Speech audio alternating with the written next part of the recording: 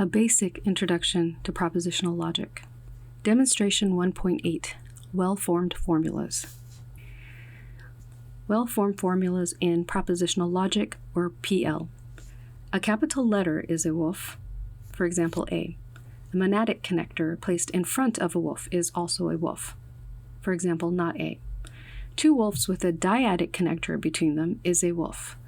Remember, a dyadic connector connects two things, whereas a monadic connects to one term.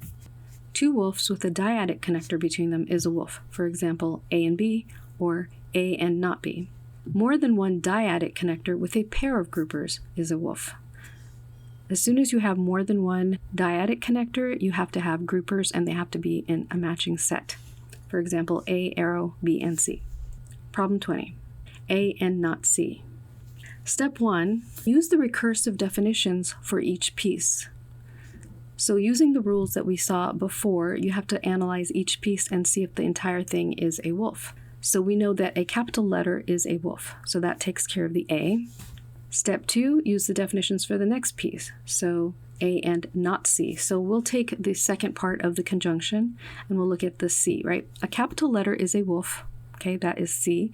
And we know that a capital letter with a monadic in front of it, the dash or tilde sign in front of it, is also a wolf. So that takes care of the not C portion. Two wolves with a dyadic connector between is also a wolf. So A and not C. Since the and is connecting A, which is a wolf, and not C, which is also a wolf, this is considered a legitimate use of the symbol. So the answer for problem 20 is considered a well-formed formula.